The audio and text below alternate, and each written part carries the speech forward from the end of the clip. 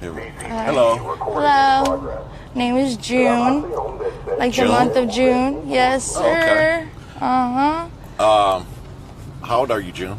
I'm 26. 26? Mm-hmm. Are you homeless or have you been homeless? I've been homeless. You've been homeless before? Yes. How did that happen?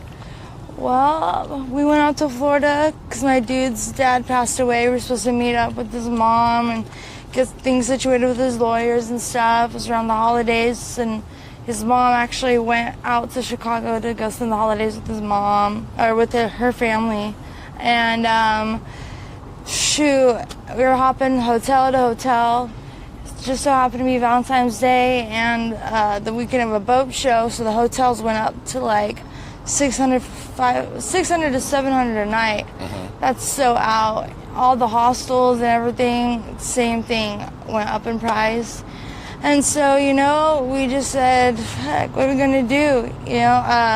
Our car, the tire just strutted and everything. We had to get that impounded. So we found ourselves around an abandoned building and nice little hardwood sheet of wood and some blankets that we had to pull out of a trash can. It smelled so nasty.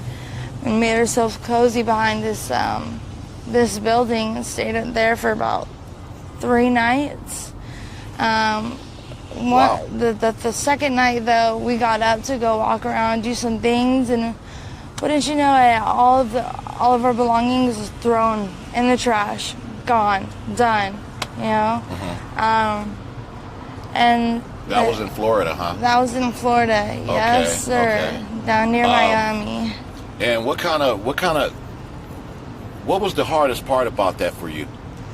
The hardest out of all Hardest things? part about it was that we went out there to start fresh and build something new, and that it just seemed like it was one thing after another, Did you like have trouble like providing for yourself or? Yeah. How did you provide for yourself? Man, well, we met this guy who was gonna get us in on doing foreclosures for houses and stuff. Turned out to be like this roided out maniac, and he is letting us stay there with him for a minute. And we told him we were going to be back in an hour or so, but if it was going to be later, I'll keep him updated. We get home, and he opens up the door, and he's like, "You said you'd be home an hour ago." I said, "I've been texting you," but he was asleep, and just straight up goes, "Doof," throws me, pushes me in the bushes, pops me in my jaw. My dude's coming around the corner to come and help me, and this dude is a big-ass dude, tough as hell. Just rocks his shit and grabs my purse, my phone, all my belongings in it and everything. We call the police, let them know he's got my stuff. Knocking on the door, they say they can't do anything about it. So then we found ourselves on the street again, and it was raining. So I think, the toughest thing was that we had certain accomplishments to be made, and we didn't get to do them because of the bad situations like that, Right. So is that where your family is in Florida? That's where my dude's family is in Where's Florida. your family? My family's out here in San Bernardino. In San Bernardino? Yeah. Were you raised by both your parents? I was raised by both my parents up until I was 6 years old. And then my dad actually went to jail, and I moved in with my grandma and my mom and my brother. So it was me, my mom, and my brother, and then moved into my grandma's house. So that's where I'm at now. How was your childhood growing up? It was all right. It was pretty good, actually. Yeah, it was really good. I have a very supportive mom. She's my rock. She's got my back all the way. And I dance, so ballet, jazz, lyrical, contemporary, hip-hop, all that. I've done that for 15 years competitively, and also in my high school as well. So childhood is actually pretty good, except for my brother. We're 6 years apart, so he's kind of a little Terry. He'd chase me around the house with a Michael Myers mask and a big knife, and just older brother things, but otherwise it was pretty good. Yeah, okay. Yeah.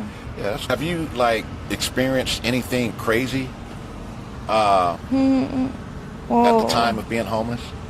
Well, actually, yes, I mean, you did have. mention Yeah, this the guy throwing you in the bush dude, or whatever. But there's that, and then when we did have our car, we were chilling, and this guy comes riding up on a bike, and my dude's in our trunk, like getting out clothes, and he's telling us, "Oh, how much for that? How much for that?" And I'm like, I got a feeling this guy doesn't have any money or whatever. So I get out, I'm like, yo, show me the money that you got. Flashes me a couple of dollars, like, oh, fuck no. Give me my stuff back. I have the passenger door open, and he decides to take a seat right there next to me. And he asks me if he could pay to watch me and my dude have sex while he, like, sits there like a whole cuckold thing. And finally we're like, nah, dude, you gotta go. So I'm like trying to push him out the door, and he's like, he like opens it up and he pushes a gun. He like pulls out a gun and shit like that. I'm like, oh hell no! I somehow like with all my might just push him out. I close the door, we go off. I see him in the back of the window. He's holding up my purse that's got my ID, everything in it. I'm like, oh, stop the car. Like, let me get out. I'm in my chunkless and everything. I run out. I'm like, give me my fucking bag. He tosses me my bag, and he's like, my glasses are in there. I took his glasses out. I fucking threw them on the ground. Fucking, they shattered everywhere. This motherfucker goes to, like, pull out his gun again. And it had to be fake, because you would think the motherfucker would pop off at that point, but he didn't. But because my heart sank. I mean, flashing a gun like that. Wow. No, that was wild. Yeah, it is wild. Mm-hmm. For somebody to actually ask you like that. I know. To do something like, was that like an older guy, a younger guy? Or? Yeah, he had to be in his like mid-30s or whatever. Mid-30s, you know, okay. Yeah. Right. Some kind, just some J-cat. Pretty freaky dude, huh? Yeah, real freaky dude. Yeah. So, how is life currently for you right now? Life is actually really good right now. Like I said, I'm back at home with my mom and my grandma, and family's what's important. And you know, I'm glad to be there. And my mom's also allowing my dude to stay with us as well. Because I think you mentioned your dude was homeless, and well, you guys weren't homeless together. We were homeless together. She's letting him stay with us while we get back up on his feet. You know, so he's got a job and things are looking up. You know? What is your plan to get on your feet? Well, like I said, I dance, and so I've been like on Craigslist looking at like some like little gigs that they have, sending in my resume and stuff. And I'm up to anything. My favorite job was I worked as a beauty consultant at the Chanel counter at Macy's. Okay. I loved that. I loved being a bud tender as well. I even catered for the Aquaman premiere, which was really dope. Sounds like you got some experience, you know. Yeah, I got a lot of experience, and I'm a really outgoing person, and I'm up to doing anything. I'll do anything twice. Yeah, okay, all right. Yeah. All right, I got one last question for you. Right. What is the wildest, craziest thing you've ever done in your life? Oh, wildest, craziest thing I've ever done in my life? Shoot. DMT and time. That was wild. Talk about Alice in Wonderland trip, man. Yeah. That was wild. That's